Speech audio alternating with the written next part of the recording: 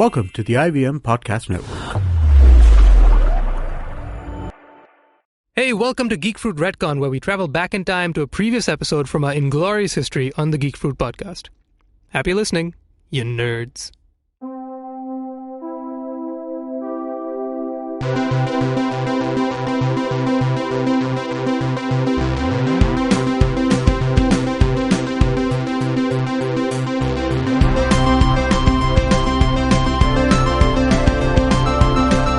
Hey guys, welcome to another episode of Geek Fruit.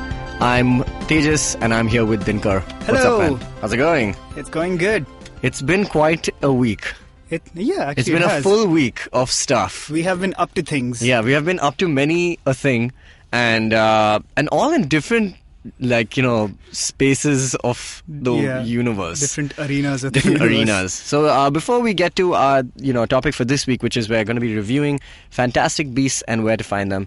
Now, if you don't know about this movie, I don't know under what rock you may have been living, but it is the latest cash cow. No, it's not a cash cow. Yeah, well, they're definitely kind of using the Harry Potter universe to churn out a brand new, fresh story. And we're going to tell you what's great about that and what's really not so the great. Harry Potter extended universe now. It is. It's the HPEU. HPEU, that's We've true. got too many of these acronyms to remember. HPEU, Yes. the Hapu. Hapu. And but before we get to that, we have a couple of things we want to talk about. All events that happened in this past weekend, almost week to weekend. And let's talk about the one thing that we did go for last week, which is that I convinced Dinkar to bunk work and to come for, which was the Tata Literature Festival. Yeah. Tata Literature Lit Live. Lit Live, sorry. It was lit. It was lit. And it was live as well. And why are we talking about this again? Does it fall under the gamut of being a nerd? It kind of does. I mean, yeah. Our readers read books, I think. And Yeah, we our talk listeners about stuff also. that is lit, generally. Yeah, generally.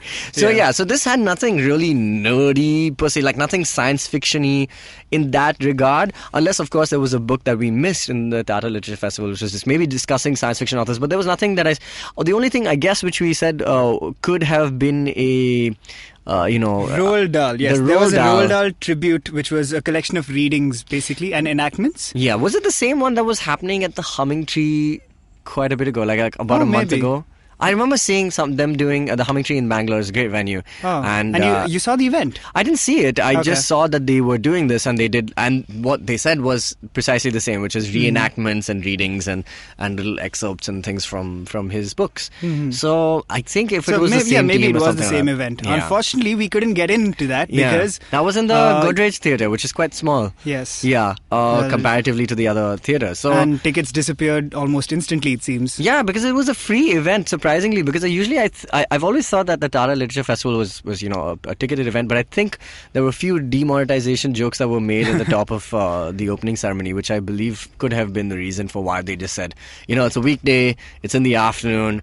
Nobody's going to come if they don't have cash. That's just Everyone, come yeah, in. so that's probably it. So quickly, we'll just go over the things that we saw. We saw the opening ceremony, we saw the release and the launch of Shashi Tharoor's new book, And My Hero. He's my hero. And Amitav Ghosh was also there to talk Yes. about it. It was based on that internet viral video of him, basically, where he was at the Oxford Union and he was talking about reparations from the British to the Commonwealth. And he spoke specifically about India. And who knew, because that speech went viral, he was commissioned to write a book about it, and that's where we were at. And it was quite awesome. An era of darkness. Yeah. What did you think, though, generally about the entire... About the talk? Yeah, the talk and him and the day. So he was great. He's Yeah. always great. Yeah, he's such a solid... Yeah, and the talk also, it was a pretty well-reasoned debate. Amitav and him got into it at a couple of points, but in a very civilized, intellectual sort of way. And a very it was still fairly light. It was light and candid. and clearly they disagreed on a couple of things. Yeah, that was so great that Amitav was just like, I don't care how cool you are. I'm just going to stick with my points. It was great. There was a lot of, there was light dissing of the Congress and BJP, which was quite great. But yeah, so then we saw that. We saw a couple of other panels, and then we came to the debate, which was, will India and Pakistan ever be friends? I mean, it must. That was, it was essentially I'm sorry. The debate has to not be in the form of a question. Yeah. It was basically India and Pakistan will never be friends, and there was some great speakers, including it was Shiv Kumar Varma. Shiv Kumar Verma? Verma, yeah, and Pavan Verma for the opposition with Shashi Tharoor, and on the other side was Maroof Raza. Yes. All amazingly, eloquent individuals, super articulate and very solid much so, points. Yeah. So it was it's just overall Tata Literature Festival. I don't think we need to be convincing people that you need to go watch it next year. I mean, if you consider yourself a well-read adult, please go do it. If you don't, also go for it, which is why we went. It was, so literature and, stuff like this, when we're talking like current affairs and debates of this nature, where you need to be aware of the history of where we are, exactly, where we're going next.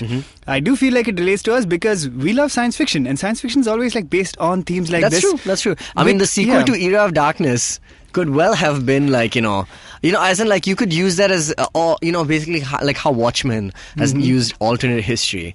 Imagine if the British stayed, and there's a lot of things you could think about. Like a lot of it is born out of history. An alternate history of India, that would be pretty interesting. That is true. We might, you probably... Yeah. No, but... you heard it here first. We can't actually do it. We'll get arrested. What? For doing an alternate history of India? Why not? Because we're disrespecting the actual history of India. Yeah, I guess the disrespect goes a long way in this country. We live in a fraught political climate. To put it very mildly. Yeah. All right, so that was Tata Literature Festival. Really, really great. Tata Lit Live, sorry. Yes. That was excellent. So we caught that. I also caught Coldplay on the weekend, though. I don't know if I want to talk about it, but it was hilarious. Was there any science fiction-y stuff in there? Apart from the trippy, visuals, I guess not. But Jay-Z was dope. Nice. Oh my god, Jay-Z was the coolest. Dude, so I was very skeptical, as I have been of late, to go for any events. I know, I was like literally saying, dude, just go the day before. It was worth it. It was completely worth it. Even though we had really, I felt like we had really crap tickets. I mean, it was really stupid for them to have space all the way in the back for people to come. It's almost a sham. But having said that, we still got Olas in and out of there so quickly because we were so close to the exit. So that was great. But yeah, Jay-Z was dope. Coldplay was great. Everything was great, except for the fact, basically, if you want to know my thoughts on this, you should just follow my Twitter. I was on a rampage. And was featured on BuzzFeed for it. So I might as well quote it. It was like electroverts. Oh my god, they were terrible. What about them though? Like I said on Twitter, electroverts is everything wrong with everything. This is true. Oh my god. Dude, they were there in between. So it was called DJ Performance, which you saw on the sketch, right? So it was DJ Performance between Jay-Z and Coldplay. Between Jay-Z was followed up by Ranveer Singh. Now, like I was saying, in the drop of a hat, it became the Star Screen Awards. Like, oh my god, it was hilarious. Followed by the Electroverts. And then Electroverts, who literally, it was so fake, their performance. Obviously, they're not doing anything. They both went for the same knob. And they were just like, oh no, let's like look like we're doing stuff. Are you fake touching that knob? I'm fake touching that knob. Yeah. Except in accents. Yeah. And they're Indian though. They're Indian. They're Indian origin. They live here. Yeah, But they build themselves as an international DJ Sure, duo. I mean, as you must. And they were on the cover of Rolling Stone. They were on the cover of Rolling Stone. Have we been on the cover of Rolling Stone, Tejas? No, not yet.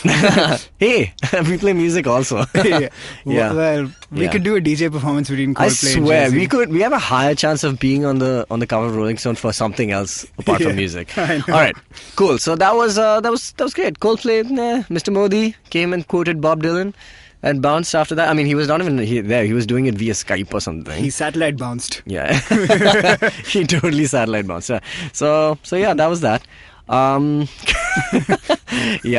Global Citizen Festival was quite hilarious. Like literally the first 10 sections of the entire event was not given out to the public. Was one of your sections the one that ran out of water?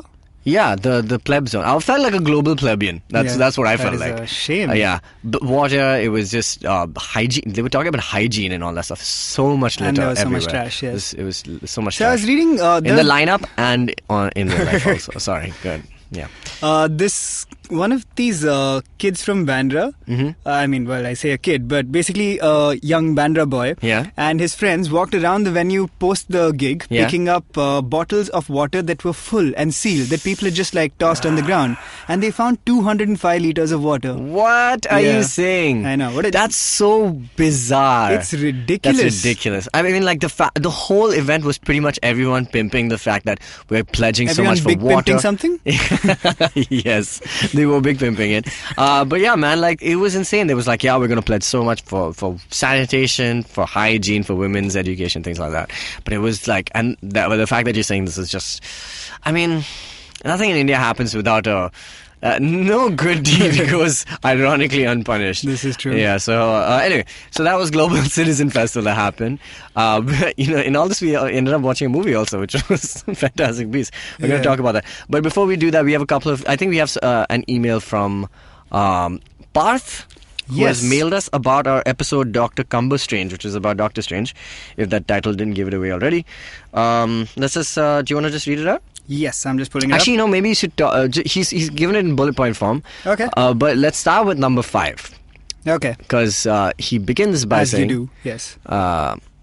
No, I have not seen Doctor Strange yet. All right. Thanks, Bart. See you next time. See you next time. He said... okay, I just want to preface it. He's not seen Doctor Strange. He doesn't watch stuff on Netflix.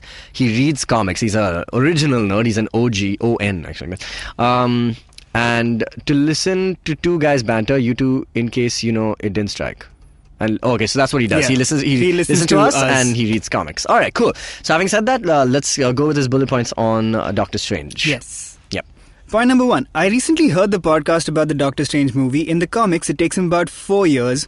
Multiple comic characters, most notably Spider-Man, meet him multiple times during this training itself. Mm-hmm. Yeah. So basically, he's saying a point that we brought up, which was that how long was he there for?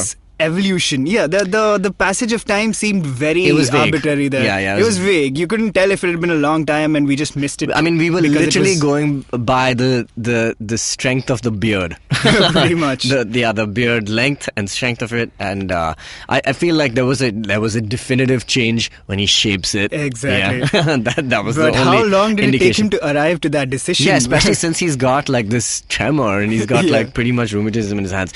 But so, as Parth says, it takes him about 4 years in the comics. So he says maybe the movies follow this. Mm-hmm. That's the thing. Maybe they do. I mean, maybe this one does, but we can't tell, which was kind of the issue that we had. Or is time like stand still, like in that? Because he comes back to New York and like Rachel is there. Christine, what's her name? Rachel McAdams, yeah. Rachel McAdams, yes. Rachel is there. Anyway, so Christine, she sees him and she's just like, it's on. Yeah. Yeah, so that's strange. She hasn't done much in 4 years. The Marvel, the MCU's timelines in general are a little complicated. You know about how basically... And the love interest, are yes. weak. But essentially, the entire events of everything around the Avengers happen in about 5 days, right? You've seen that, the MCU calendar, which is legit. Like, that's what they have up on the Marvel website. That's fine, and that makes sense. You couldn't have ever imagined that it all happened in the space of 5 days if it wasn't for the fact that you're talking about the first Avengers, right? The first Avengers, what happens right before that? So basically, the Tesseract is... I'm saying the Tesseract is stolen in the beginning of the film by Loki. Oh, no, not the events of the Avengers. The Avengers is like 2 days. The Avengers is 2-3 days. Yes. But you're saying the entirety of Phase 1, you're saying? Most of Phase 1 happens in the space of a week.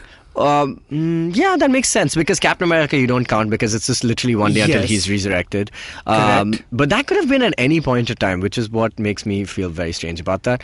I mean, it just felt... Maybe it's too well timed, you know what I mean? Too well timed how? As in, like, they just so happened to recover him from the ice as this was gonna happen. This is true. Okay, so that's one thing. Thor's appearance on Earth happens when he is cast out, but then that could have happened at any point of time. Did it happen just so at the time that the Avengers was going to happen? Essentially, like, that's a very adventurous week then for the entire universe, clearly. Unless there is, I mean, they'll probably never get into it, but maybe there is a timing to all of it, because, I mean, there's a throwaway line that Thor says, which I feel like is a really good way of explaining what happens. It's like the Tesseract, by its very nature of being on Earth, is bending it realities. Means that it means that Earth is finally ready for a higher form of war. This is what he says. Yes. It's a signal.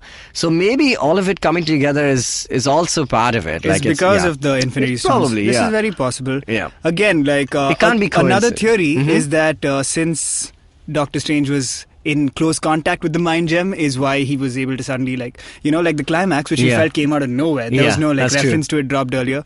So maybe it's the... But then, I mean, really... The Infinity Stones are they're infinity plot devices if we keep relying on this. This is true.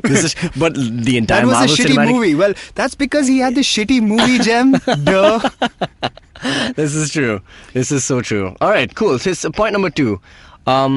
Also, this is with reference to a much older episode, Pokemon Go 1. You had said that this is the first augmented reality game, but Niantic had previously released Ingress. Yeah, of course, another AR game. Right. Fair enough. All right, cool. Sorry, our bad on that. We should totally do a Conan style fan correction where it's like, no, you're wrong. We did mention Ingress, but like totally before we start, press record. Here's an interview with the guys from Niantic. All right, point number 3. Could you guys please shift a bit more into the comic verses? After all, real geekdom still lies there. Okay, so there are 2 points to that. Yes. Now, here's the whole thing about us reading every single comic. There, I just said it. It's impossible for us to read pretty much everything. A lot of us have to focus on different arcs because that's the only way we'll cover all of the gamuts of DC, Image, Vertigo, whatever it is. There's so many different ones. There's so many different arcs we still need to cover if we need to reference it in the thing. So the point is that not all of us read the same arcs over and over again. We all do different ones, but the only way we can actually talk about things that come together, the ones that require the least amount of time, which is like movies and Netflix, which is actually not really the least amount of time. It's a lot of effort. So we would love to go into the comic verse. I think we should also, maybe we should just pick an arc and do it. Right now is pretty interesting in Marvel right now, with Ironheart and all that stuff. So we could do that. Yeah. But I refuse. But we have to talk about specific timelines, because if you look at the histories of characters, especially if you look at like the original imprints of whatever, if you look at like the Spider-Man or like say Batman in the DC universe, there's not any one right? Yeah, that's the thing though. It gets so complicated. Like DC gets it. Every 5 years they're like, you know what? Let's just start over. This is Superman called number 1 again. They should really this crisis is called Final Ultimate Final Crisis. It's like, what are we on now? We are on Rebirth. Right now, Rebirth, yeah. Which is bringing back the old continuity from before the New 52. Is that correct? I'm not. No, it's what Jeff Johns said is that it's not exactly a reboot. He said that's why it's called Rebirth. He's it's a retcon. It's what it is. It's fair. It's a retcon. Yeah. Again, from what I understand, because even all my knowledge is also from interviews of him, because I haven't started reading Rebirth, and I don't know if I have the energy. Yeah, this is true. It seems so vast. But basically, you know how they essentially started afresh in the New 52. Apparently, this is now bringing back elements from before the New 52, which is fine. That was a great space to be in. Sure. Everything, but that was also Jeff Johns doing Green Lanterns, Rebirth, Flash Rebirth, things like that. Yes. Before the 52, I think. Or was it after? I can't remember now. Okay. So those Rebirth timelines were there. Then Marvel is right now currently in this whole all different. And I was about to start reading Civil War 2, but I heard it was crap somewhere. Oh, is it? And I was just like, maybe it is just a way to cash in on the Civil War stuff that is happening right now in the cinemas. So, Parth, I just want to say, real geekdom does not lie just in comic books. I think it originated there, but I don't think it lies there. I think it lies in just being a nerd about anything, man. You could listen to 8 million hours of podcasts and then you're a geek. Preferably this podcast. But and then you're a geek because anything that you have an infinite passion for, which lies in the science fiction. Dude, I used to listen to, I remember listening to this BBC radio drama version of Lord of the Rings. Still one of my favorite versions of it. Great. And in that, Ian Holm, the guy who plays Bilbo in the movie, old Bilbo, he plays Frodo in that. And he voices Frodo. And that, I binged on that stuff. It was, I think, about 18 hours. And then after that, if somebody says, hey, you don't know about Lord of the Rings, I'm going to slap somebody, man. I was like, yeah, I know it. I've read the books. I have also read the books, but I'm just the amount of effort you put into something that you love, it may not be just in comic books. This is true. BBC radio dramas are great. Are insanely my good. favorite version of Hitchhiker's Guide is actually the original, the radio show. The radio drama. Which is amazing. Yeah. And it's slightly different from the books, in fact. The books were written as an adaptation of the radio play.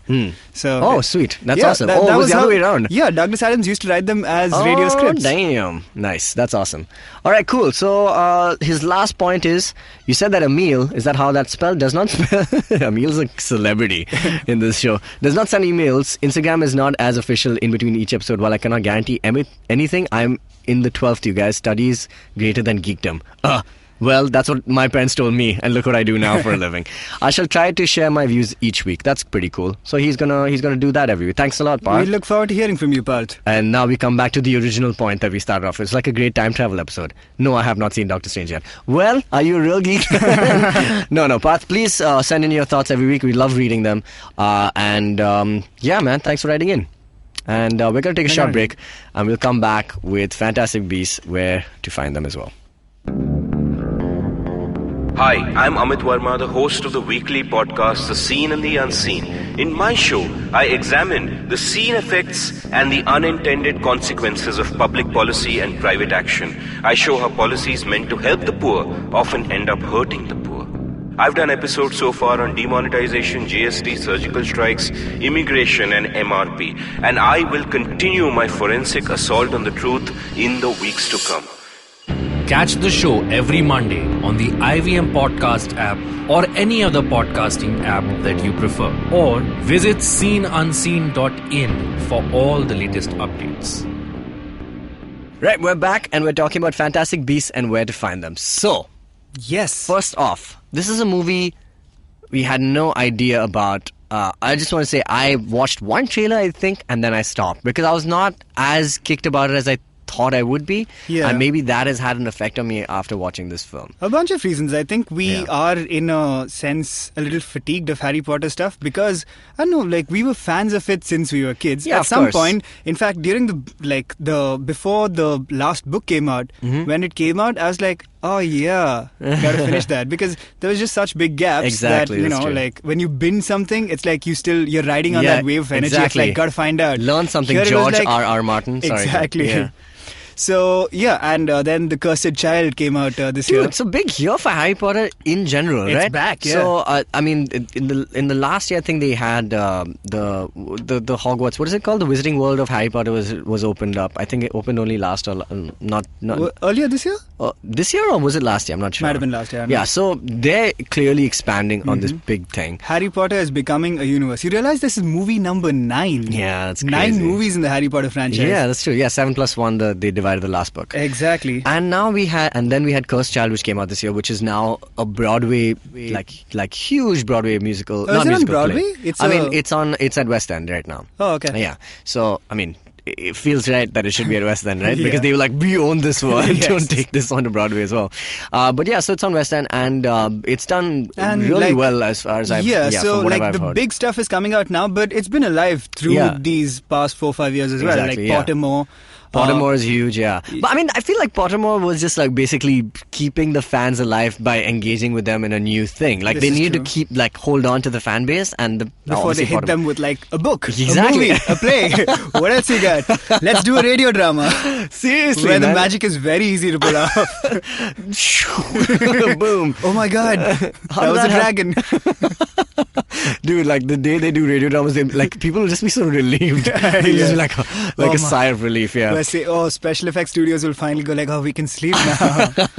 But So, this is clearly the plan. There's going to be 5 Fantastic Beasts movies. This is true. This is what I So, hear. And this is what now- I heard recently. I don't know if they knew, I think when you make a film, you don't know how well it's going to do. I know they go in big thinking that, we're going to definitely try and make a franchise out of it. I didn't know that they were going to try and do 5 films out of this, or maybe 7 It films was or whatever. initially supposed to be one movie. Yeah. That turned out to be a trilogy. And then I think it's JK because- said, we're doing 5. Because I think as soon as the cut may have been done, maybe a few months ago, they must have done test screenings, focus groups. The creators themselves must have seen it, and they were like, "This shit is good." And that is my opinion also on this film, and I think it's yours as well. It is, yes. Yeah, I really enjoyed But I this. believe even the cast was surprised because they're like, Yeah. what, we're doing 5? Yeah. Hold on. Is this the rest of my life now? I didn't sign up for this amount of success and then money. the lawyers go like, actually you did. See this print? Yeah, mischief managed. Here's what I believe the plan is. Yeah. Fantastic Beasts movies, Yeah. 5 of them. It's going to take a good few years. Exactly. Then, And then Cursed Cursed Child Child. Part 1, Cursed Child Part 2. This is exactly what I was thinking. Right? Post that, reboot. Bam. We're going to be watching Harry Potter stuff for the next 3 generations. I'm sure I don't think this is going to go anytime soon. In fact, so let's just get into this movie, okay? David Yates is back to direct this one. Yeah. And this one is written by J.K. Rowling. It's not Steve Kloves, who's been doing all the movies before this, because obviously she had work, on her hand. She was writing the actual books. This time, and tell me if I'm right, doesn't this movie feel so good and so fresh and so, apart from the fact that it's an original story, but it's just purely by virtue of not being an adaptation of a book. This is true. It just Definitely felt free of that. Like, I was watching it, and like I went with Bashub, who's also a Geek Fruit member, and both of us were just like, wow, this felt so good to not know something, to genuinely be surprised by an original story on the screen. And yeah, sure, this is technically, it still comes from a repertoire of work, like from a universe, but there's it just elements felt, from the universe, but there's no story there. Yeah, I think they're in the best position. Here's why. Everyone is well acquainted with the universe, so they know how things work. Yes. But they don't know the story. It's a great place to be in. It's the greatest place. Essentially, your entire movie is Easter eggs. Exactly. Because you're like, I know that thing, and that's how that happened. Exactly. This movie's an Easter egg. It's so good, man, and I really enjoyed it just for the sake of it being a completely new story and set in a different timeline. I mean, I'm not the biggest for prequels, like, because especially when it's a direct prequel, like when it's leading into exactly what I know. But this movie is set 70 years, or give or take, before the events of the Harry Potter saga, or at least until Harry Potter's born. Yeah. And because of that, there's a considerable gap in the characters and the times exactly. that we know. In fact, more than a prequel, I'd say it's basically a spin-off. It's a spin-off, It's a completely different story that will obviously eventually lead to the same world that we began Harry Potter with. Yeah. It will tie in, and we've seen some of those which we'll discuss shortly. Yeah. But it's not burdened by things going like, oh man, if only there was someone around called Harry to save us from this. Exactly. There's no so good references to Harry Potter at all. Yes, also, you realize this is the first time that a Harry Potter, any sort of Harry Potter property has adult characters as the lead. Exactly. The lead characters are, and I wouldn't say, I was thinking that also, because there's this moment, I think it's towards the end of the film, where the four, say, protagonists, where it's Tina, it's Queenie, Jacob Kowalski, and Newt Scamander, obviously, and the four of them are like rushing to find this I can't remember what it's called, demiguise. The demiguise, the demiguise, right? Invisible beast. Yeah, the invisible beast, and they're trying to catch it, and there's this shot of the four of them just looking around for it. It reminded me so much of obviously the the gang, the Harry Potter gang, but it's like these are adults trying to do something mischievous, or they're trying to correct mistakes and things like that. So obviously that air of adventure obviously is very much there. It's still there. Yeah, it's deeply rooted, I think, in the storytelling of this universe, and this is true. And it just felt really good to see new, like you said, adult characters, so people like closer to our age, and I think it's definitely the point they're trying to do. It's a conscious decision. Yeah, because which always has been J.K. Rowling's plan. Exactly, because the generation that grew up reading Harry Potter is now watching these movies as adults, and you want to be able to relate to them. Does that make sense? It does. So, fun fact, not really fun, but about 65% of this movie's revenue so far has come from 25-plus-year-olds. That does not which makes surprise me perfect at all. sense. Yeah. It makes so much sense. And it's great. 2 of those tickets came from us. So, well, technically, you're welcome, JK. Yeah, man. It's. I mean, I'm definitely. I think I'm going to watch this again. Obviously with some other friends. But also the other fact that is really beautiful about it is that it's set. It's like a period piece. Yes. It's set in New York. York. Well done period piece. Yeah, it's set in New York. The setting was absolutely amazing. Beautiful, and they've introduced a new way of understanding the magical world like that we have.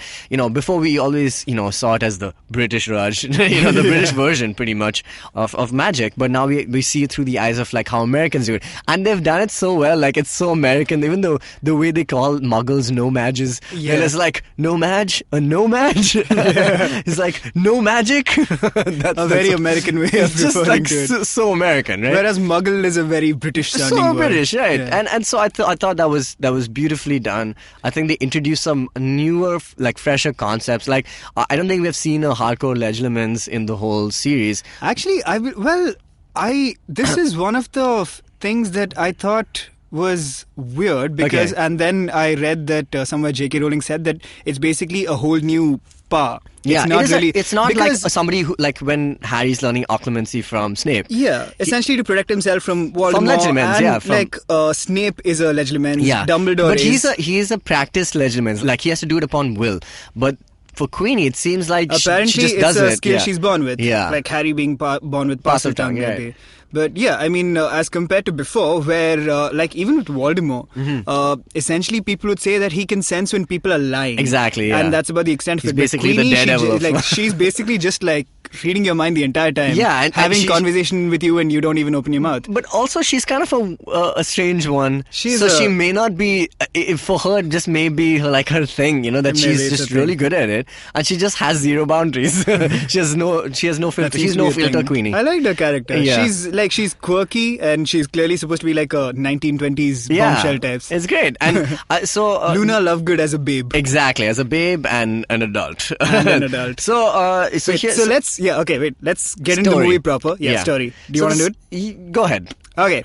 So Fantastic Beasts and Where to Find Them is the name of a textbook that Harry and the gang had in their first year, written by a gentleman named Newt Scamander. So and this it was released also, It was released like also, as an actual physical copy. as a copy of Ron's textbook, if I remember correct. No, Harry's textbook. Harry's textbook, and Ron scribbles all over it and stuff. Yeah. Anyway, so this movie is about the adventures of Newt Scamander himself. And how he came to write this book. So when we meet him, he is setting foot on the shores of America with a briefcase that is full of fantastic beasts. Correct.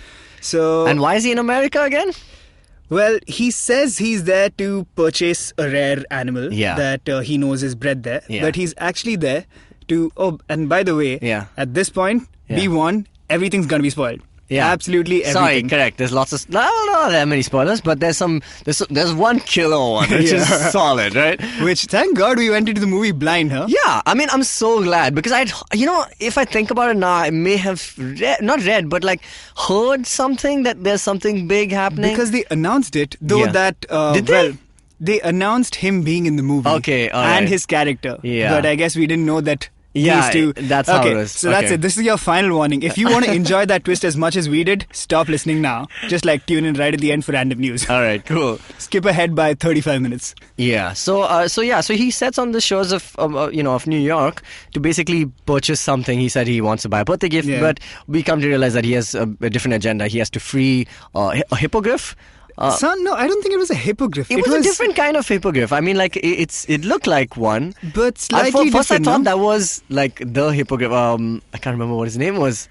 Oh my God, what is it? Buckbeak, yeah. I thought it was Buckbeak. No. Because it would be cool. It was a magic eagle, is what it was. Let's call it was basically the symbol of magical America. Yes, that is true. Yeah. What a potent metaphor. Well, it belonged to the Arizonian desert. Exactly. So it was a magic bald eagle. It was a magic bald eagle, yeah, which looks kind of like a hippogriff. But yeah, so basically... so he lands up with the case, and he basically gets into a bunch of very Mr. Bean-esque troubles in the first 15 minutes. This is true, yeah. He goes to... He's quite a clumsy guy. He's a clumsy, very like awkward, eccentric type. Yeah. So one of his creatures gets away and runs into a bank. He runs after it into the bank. The creature being a Niffler, which we've met before in the Harry Potter universe. Yeah, they like shiny things. And this is the first time we've seen it on the screen, though? I guess so. Yeah, so cute. Super cute. You know, I'll tell you what. Look like a duck. A platypus. A platypus, yeah, like a tiny platypus with Steel's leg, and has an infinite kind of pouch, to store all these trinkets in. But here's the other thing. So this movie, so he meets a bunch of characters. Yes. Right. Yeah, and we find out that the MACUSA, which is the Magical Congress of the United States of America, that's the equivalent of the Ministry of Magic over there, and they're basically after a dark beast that is, destroying a lot of property and, killing people. And, well, not killing people, but is, threatening to reveal magical folk to non-magical folk. And because of that, and because he's also appeared in America at the same time, they kind of caught between. He's under suspicion. He's under suspicion. So that's pretty much the whole. And he reveals. Yeah. So we meet some great characters along the way. Yeah. A nomad or a muggle. He owned this movie. Oh, he was amazing. Yeah. So basically, he's a former soldier who wants to become a baker, who Newt runs into at the bank. Yeah. They exchange briefcases, and what's his name? Jacob Kowalski, yes. So Jacob goes home, opens the case, and accidentally releases a bunch of beasts. Yeah. We also meet a detective, an Auror who an was ex-Auror, yeah. an ex-Auror. She was demoted for reasons that we'll find out later. Called Popentina Goldstein. Popentina Goldstein, correct. Yes, that's a huge name. Yeah, a huge name. Yeah. Everyone calls her Tina, which thank God. Yeah. So Popentina and her sister Queenie, who is the aforementioned Legilimens. Yeah. Dude, some awesome characters. So, dude. yeah, So great solid. characters. I think that's the best part of the movie because and it's not a very big name cast, right? Like apart from Eddie Redmayne and Colin Farrell, who is a boss. Yeah. But I apart missed from that guy. Yeah. Thank God he's back. I just I looked at him and I was just like, dude, you're so awesome. He's best, so cool. dude. Yeah, he's so cool in this also. Like, he's so smooth AF. Yeah. My gosh, in this film. And exactly like the right, all his scenes with balanced. The other big name probably is Ezra. Ezra Miller. And actually, one of the biggest names, who was what is he doing in the movie? John Voight. Yeah, John Voight is there. He was there for two scenes. He plays a non-Madge. Obviously, now they're going in for the long haul. He's probably going to show up again. You know, John Voight is 79? Yeah, he's 79, yeah. So, is it really the long haul? Well, dude, let's see. I'm like, dude, chill out, stay at home. You're good. You're good. Yeah. You're all right. You don't need to do this. He's literally got two... Actually, now I can count them off the top of my head. 3 scenes. I think he's in 3 scenes. Yeah, one in his office. One in the when Obscurus. The Obscurus attacks. Yeah. And one at the end. Yeah, where he's like, that thing killed my son. Right. So, coming back to this movie. Now, here's the other... before we just get into the main part of the plot, what I really think... This is so... Every time I think about it, this is so well poised for Warner Brothers. Like, this was a no-brainer to make. Here's why, okay? One, like I said, no introductions needed in terms of the universe, but they get to tell a fresh original story that everyone's going to go and watch because you don't know what is in it.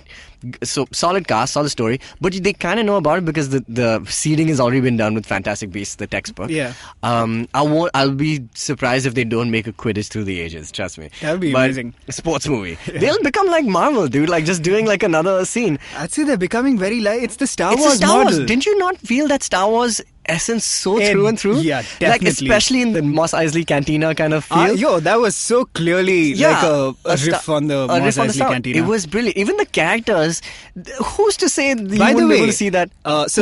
We're talking about the scene where our 4 characters go into a dive bar, a 1920s dive bar of sorts, to talk to the owner, who's a shady goblin called Narlak. Yeah, who's a smuggler. Played by Ron Perlman? Yes. Of course, I knew it. Hellboy himself. It was so obvious. I was just saying this sounds exactly like, and looks like Ron Perlman. Exactly, right. Perfect. So apparently he just did the voice and it's not motion capture. But I'm sure they must have just it must have been modeled on him, yes. Dude, so cool. So cool. He was so awesome in that also, and I hope these guys, they made such good characters in this. I really want to see them. I would say this is my favorite Harry Potter film I've ever seen. This is my favorite Harry Potter film. How bizarre is that? I've still got a soft spot for Prisoner for sure. Yeah, Prisoner for sure. I agree. Yeah, but this is some other level of... It's a great film, yes. Yeah. This is some other level because it's just, like I said, it's just free of that. Here's the third thing that I was just going to bring up, okay? This makes so much sense for them to do this, this whole Fantastic Beast, because this is their own Pokemon. Yeah. It is literally their own Pokemon. Because Eddie Redmayne's main task is... Gotta collect them all. Gotta catch them all, seriously. And they could do an infinite number of franchising, merchandising with this. It's it's just a no-brainer for them. First when they announced, I was like, why? But obviously to make money, but I was like, but how? What's the hook? And I'm just like, these guys are on it now. Now, I think purely because the characters are so well done. Yeah. These are now stories worth telling because the plot for this movie as well is not the best. And I don't think it'll stand up to scrutiny when we talk about it now. There's a bunch of holes that you spot right away. For sure, definitely. But the characters are really, really great. Dude, yeah. Fantastic Beasts becomes very little about the beasts as you go along. Halfway through the movie, of course, this whole obscurial business becomes the main plot. Let's talk about that. Yeah, let's get into that. Let's talk about the main thing. So, like we said, the moment he comes into America, there's this dark force which is causing a lot of damage, and we learn that it is called an obscura or an obscurus. An obscurus. So, from what I understood, an obscurus is the unit. An obscurus is basically what happens when a child who is terrified of being caught for being magic, which by the way is a social uprising that's happening in 1920s America apparently. A group called the Second Salemurs is out to get rid of witches who they firmly believe exist. Yeah. And this is Ezra Miller's adoptive mother is the head of this cult. Yes. And Ezra Miller is a serial killer looking kid. Yeah, he looks like he's got Tom Riddle written all over him, right? So he looks very. Have you seen We Need to Talk About Kevin? Yeah. Oh my god, that movie terrifies me. Yeah, it's but true. He's got like that same I'm a serial killer. Exactly, look. and he's like one of those weird. It's screaming like Tom Riddle on that, right? But he's obviously. He has a clandestine meeting with Colin Farrell's character, who is one of the head aurors at the Makusa. Yeah, and basically just a bunch of stuff in this. Dude, there's so much stuff going on. He gives him a Deathly Hallows, the Deathly Hallows symbol, like a pendant on a necklace, and he says, "This, I just want you to keep this, and when you want to inform me, just hold on to it, and tell me that you found this new kid who's apparently this great power." An obscurus. Yeah, an obscurus. Oh yeah. As I was explaining, an obscurus is when a child suppresses their magic and inadvertently creates a insanely powerful dark force. Yeah. And because of that, the force is super destructive and it will kill the kid before the kid turns 10. Yeah. Usually. Yeah. When we meet Newt, he's found an obscurus that he managed to separate from the child. From the child in Sudan. In Sudan. Yeah. Yeah, Newt is a world traveler. He's like, I saw this in Egypt. I saw this in Sudan. Yeah, I was in South America. Yeah, he's great. He's killing it. Yeah. So but by both though, so kind of time. He should have been older. He should be way older. But he did drop out from Hogwarts, is what we find out. And he works for the ministry, no? He works for the ministry. He's dropped. No, he's been commissioned to write this book. I feel. Oh, he's writing it. But also he works for the ministry. So there's a bio of him in Fantastic Beasts. Correct. Where a bunch of that stuff is referenced, which I will, for example, Pop and Tina, his wife. Yeah. They will eventually get married. Correct, yeah. So, again, and his ex-lover is Lita Lestrange. Dude, it was so cool. Yeah, I know. This movie is awesome. Who is Zoe Kravitz? Yeah, correct. So she's also going to be a big deal later on, clearly. Yeah.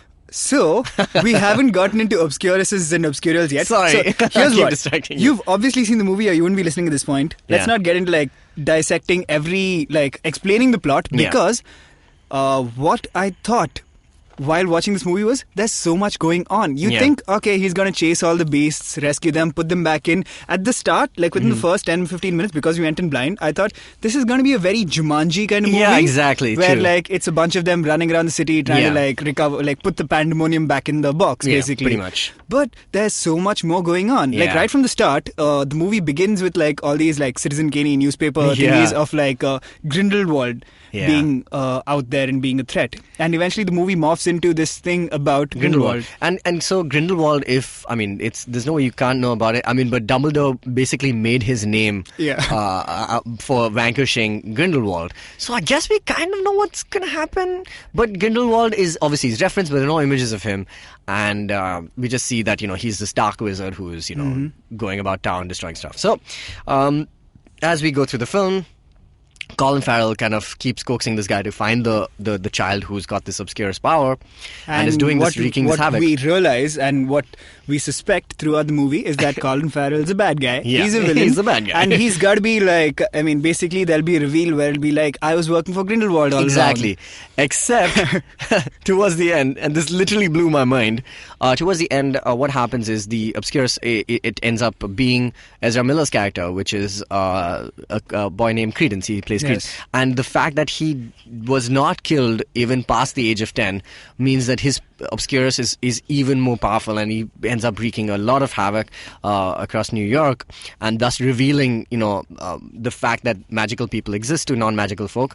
And so they kind of there's this great subway kind of scene that was great. I love that. I felt like as it was heading towards that, I was like, oh cool, it's just another big thing to deal with. And you know what, I was just watching Suicide Squad the other day, and it just reminded me a bit of that, the fact that there's a ether type power, and that is kind of wreaking havoc. And I was just like, oh well. But then the moment they get into the subway thing and he's cornered, and there's a great moment where Newt Scamander kind of goes and he talks to him. I love that. I thought it was great that instead of basically you're blowing stuff up, I've got to stop you from blowing stuff kind of situation. Yeah. It's Newt literally just like sitting there and going like, let me talk to you. Yeah. Which Psychology, is obviously like, I mean, clearly that's that's the way he deal with the beast. Exactly. Or that's how basically he did it with the girl in Sudan. Yes. Yeah, so he must have done therapy pretty much and then, put him on a couch. That's amazing. In fact, I was really hoping that would kind of become the resolution. Yeah. Except but then Colin Farrell comes and instigates him, and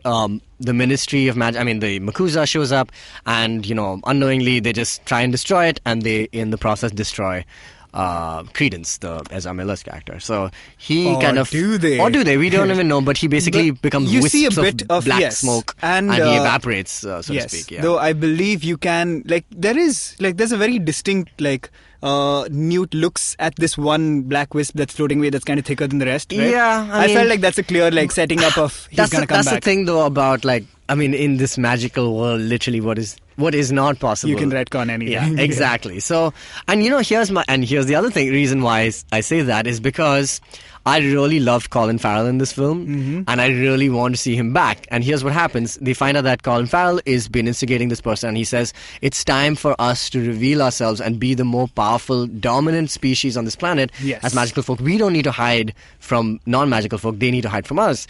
And so while he's, waxing poetic about it, they kind of say, arrest him and take his wand away. And this battle ensues between the Makusa and him. At which point, Newt kind of, he basically uses the swooping, he traps swooping evil, which was cool. I gotta say, that was really cool. He traps him with a sticky bird. Yeah, he traps him. Which is not any kind of euphemism. That's literally, he's got a sticky bird, he throws it at the guy and traps him. Yeah, so he traps him, and obviously Tina takes his wand away, and at that point, he says Revelio, which is obviously reveal what darker thing he is hiding. And Colin Farrell, then proceeds to morph into Johnny Depp. Oh my God. Dude. Thank God we didn't know that. I was like, wait, what? That was awesome. It was awesome. And Johnny Depp, he says, well, you could have done better than something like that, Mr. Grindelwald. Boom. Johnny Depp is Grindelwald. Yeah, exactly. So that's cool.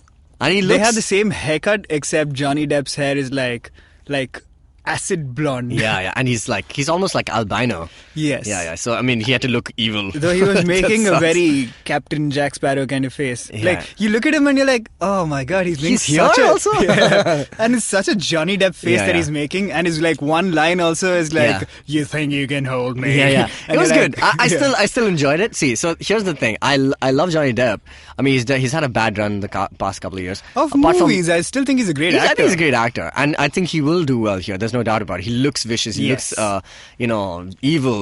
He looks really evil. But, I really liked Colin Farrell. And I thought he was And I just great. wanted him to be back. I was like, hey, it's great to see you, Johnny Depp. But where's Colin Farrell going to go now? He was literally morphed out of his contract. Yeah. So I don't know. So I was hoping, this is what I hope, and this is not really a retcon, but if it could be smartly written, that they Mad-Eye Moody him, which is that, So Graves is this good guy who'll be discovered exactly in his closet. Imagine him being a good guy, though. That would be great. He's an awesome character, right? And you could have a tragic death also, and you can get rid of him because nobody really knows about him. It's a perfect arc. It is the perfect arc, and I hope to see him again. I don't know if I haven't done my research on who's been cast again for the next movie or whatever it is, but I would really love to see Colin Farrell back because I feel like he needs it and he deserves it. And he's so great.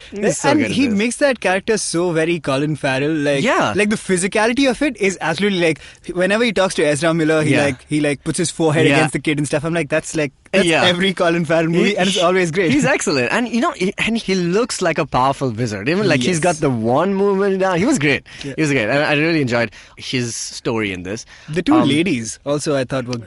Yeah, I think in terms of the four principal protagonists, they were excellent. All four of them were unique in their own right, and it was great. In fact, I was totally tearing up towards the end. I know.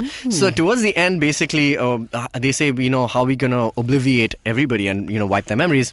Just so happens that he has a magical beast that can do that for them. So Newt Scamander is, Which was a very, in the next section, let's get into very blatant plot issues. Yeah. But that scene where basically I keep forgetting his name. Kowalski. Yeah. Kowalski has to return to the No-Match world, basically. So he has to step into this memory-wiping rain that's happening. Which was cool, kind of. But it was really sad. I felt really bad when I felt basically, bad it was the first time the principal character is like a muggle, kind of, in that sense. And the fact that we haven't really touched upon that, about somebody who would ever discover this magical world and be really enthusiastic about it and be really open and see how truly wonderful it is, and then has to return back. And I just didn't realize how tragic that could have been until this moment in this film towards the end. And it is really well directed. I just thought that scene where he has to step into the rain and everything was brilliant, because it's sad, but they don't let it be too sad after that. Just the moment he doesn't remember, he kind of goes back. And, they complete his arc by letting him have his bakery shop where he starts to make all these buns in the shape of... And the movie ends in a great moment where Queenie, who he developed somewhat of a relationship with, is in his baker's shop, and he looks at her and he goes like... do I know you? He gets his "Do I know you" expression and cut to credits. Yeah, it was great, dude. The scene that scene was great, and I felt sad. What got to me even more, just because fantastic acting, is when Newt and Tina say goodbye to each other. She was so good. She's both so good. So Newt throughout the movie has been super eccentric. He doesn't even look at people when he talks to them. He's got this very I'm a weird genius kind of thing happening. And she's a very awkward Diane Keaton-y person.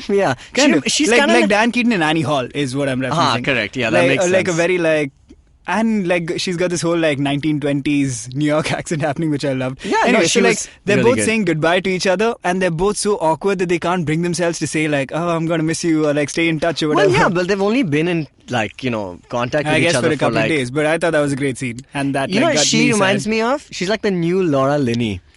Does that make sense? She looks like her. Yeah, I was just thinking, who does she remind me of? I was just she looks like Laura Linney, and I was just like, Laura Linney is a bunch of good movies, Love Actually, and stuff like that. Yeah, but man. So overall thoughts. What do you think is going to happen in the next 4 movies? Well, how do you think they're going to develop this arc? I don't know, because I'm guessing the title Fantastic Beasts is probably going to become less and less relevant as we talk more about Grindelwald. Do you think they're still going to call it? Will they call it Fantastic Beasts and then something to something, or keep changing that title? Like the Harry Potter formula? Yeah, Fantastic Beasts in the Deathly Hallows. Maybe. Yeah, they might have to do that. Okay. What we're going to see is obviously now Johnny Depp is going to have a massive role. He's gonna Grindelwald is going to become a force to reckon with. He's the Voldemort, and we will, I'm guessing, see the climactic battle between him and Dumbledore. Yeah, I think we're going to introduce. I want to see a cool Youngledore. A Youngledore. Yeah. So we're going to see his brother. We're going to see the Dumbledore sister as well. Aberforth and Kiara? Ariana? Oh, Grande?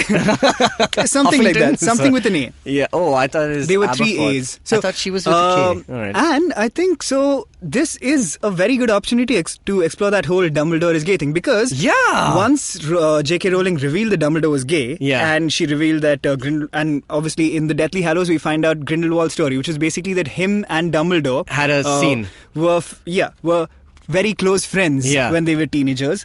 Except they had a falling out when, and eventually Dumbledore, Grindelwald, and Aberforth, who is the elder Dumbledore brother, were having a 3-way duel. When this is what happened. I'm sorry. With their wands out, yes, they were spewing magic at each other. What's funny about this, Tejas? I'm sorry. I'm just describing a scene from the Harry Potter books. I have a vivid imagination. No, but they're having a 3-way fight and they kill Ariana. Okay, Huffington. Yes. Yes. Okay, cool. So okay, let me get this straight. Yes. What sides are they taking? One is good, one's bad, and one's what? Grindelwald was not bad initially. Well, he's been portrayed quite evil. Now, so if we go into Grindelwald's history before we see him in Fantastic Beasts, when he was a teenager, I think it was some sort of situation where he was like an orphan or something like that. Mm-hmm. He goes to live, and now I'm talking about stuff we learned in Deathly Hallows. Right. He goes to live with Bathilda Bagshot. Correct. Oh my god. History of Magic. Yes. The author of History of Magic. Yes, and she is the aunt of Dumbledore, correct. if I remember correctly. Yeah. Which is when Albus and Gillert? Yeah. Albus and Grindelwald develop a friendship. They are both very powerful magicians. except Aberforth and Grindelwald can never get along. Yeah. And I think they... Hey, do you think this is just a gigantic love triangle?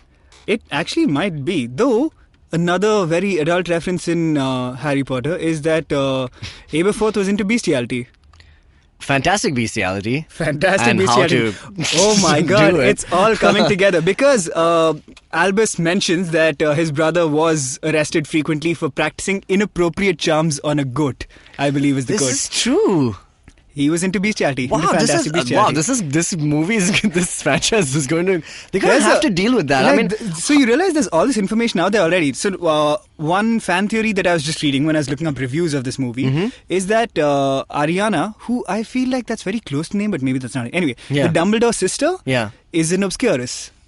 Very possible. Because we know from the Deathly Hallows that she was disabled in some way. She had a power. She had some issues. Something like she couldn't control her power. Exactly. So maybe she turns out to be an Obscurus. That is a solid point, and I think I can totally see that happening. But I just want to know: will we see like young Dumbledore, which is like like are we going to see? He's still a teacher right now. He's like a professor. He's not the headmaster. So we're going to see. I'm sure he's going to be recast as like. Yes, I was reading an interview of Yates, and the producer whose name I forget, on who they might cast. So with Vulture, and Vulture was basically just like, how about you throw out some names? Because they have no idea right now. Right. Not been cast, not even close. So they're like, what about Hugh Laurie? And wow, it should be interesting. Dude, that would be awesome. He should be around Hugh Laurie's age. He should be in his 50s, 60s. Oh, dude, how Because Dumbledore's about like 100 something when you meet him in Harry Potter. But I'd still like to see him as a young, like I would like to see him like in his 40s maybe even, like like somebody who's like, I don't want to see a lumbering old dude again, like who's super powerful, but I'd much rather see a flawed younger guy. And when I say younger, maybe he has to be in his 40s, 50s. Because he was friends with the darkest wizard in the world. Exactly. Yeah, and maybe more even than that. Yes. So there you go, yeah. What if they take Benedict? He can't be because we want him to be Snape. He has to be He's Snape. the perfect Snape. He has to be Snape. Here's my theory. I thought we were going to see something about Nicholas Flamel, the guy who made the Philosopher's Stone. And that becomes... Sorcerer's Stone. The Sorcerer's Stone here in America. Yeah. Well, they'll call it... They should totally have a conversation that he's like, he created the Sorcerer's Stone. It's like, what you talking about? No, you mean the Philosopher's Stone.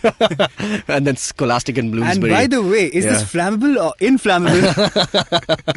So yeah, man, I would love to see... Here's what we know about the second movie. Yeah. It's set in Paris.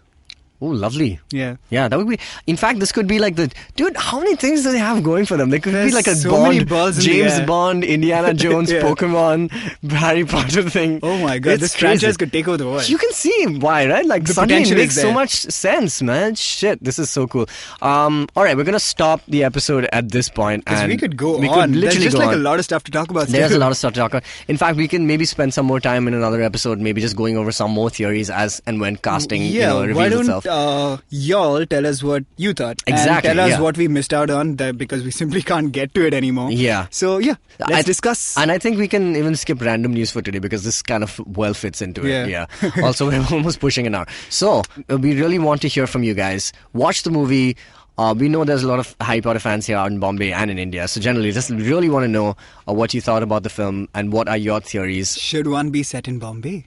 Dude, totally. I really want to see one in India for sure. I'm quite sure the reason behind this being set in America, the next one in Paris, and like this whole world hopping thing seems that's going to be on, is like, they're trying to reach out to a broader worldwide audience. Yeah, like they were having that problem beforehand. Anyway, so would love to see one in Bombay. I mean, we had the Global Citizen Festival or like, here. Hey, you could have anything happen here. It here. could be Bangalore. If Jay-Z could be in Bombay, spitting some rhymes. Yeah, Newt's Commander can come by. He can totally, and we could have the British Raj here. Oh my God, I just made this movie for them, pretty much.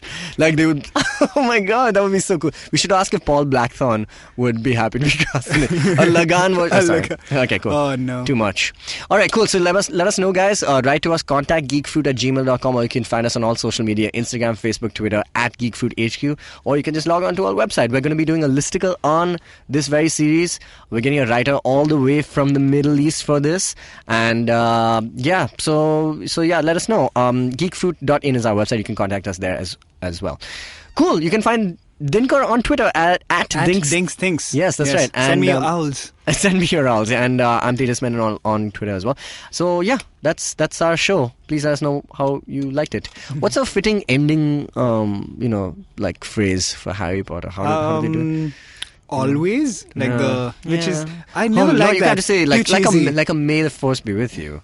Is that one a good one in Harry Potter? Never poke a sleeping dragon. Yes. The motto of Hogwarts. The Hogwarts. Mischief managed, I like. Mischief managed, you nerds.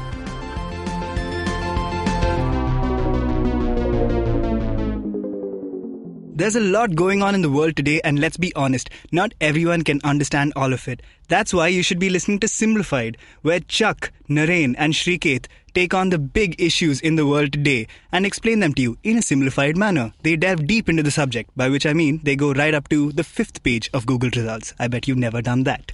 New episodes of Simplified are out every Monday, and you can check it out on iTunes, Stitcher, the IVM app, or wherever else you listen to podcasts. It's not that complicated, but if it is, then maybe you should talk to the guys from Simplified and ask them to do an episode on that. Excuse me भैया, excuse me. बोलिए madam. Menu में क्या है? Menu में scene unseen है, podcast है, on course है, Cyrus है, made in India, rediscovery project, empowering series, sex wax है, IVM लाइक्स है, सिंप्लीफाइड है, कीपिंग इट क्वियर है, टिंग्स एंड डेस्टिनेशंस है, माय नेबर सकरबर्ग है और द फैन गराज है. आपको क्या चाहिए? एक बार रिपीट कर देंगे क्या? रिपीट नहीं करता हम. आप जाओ ivmpodcast.com पे और सुनो ये सब, या फिर डाउनलोड करो उनका ऐप. सब आपकी उंगलियों पे.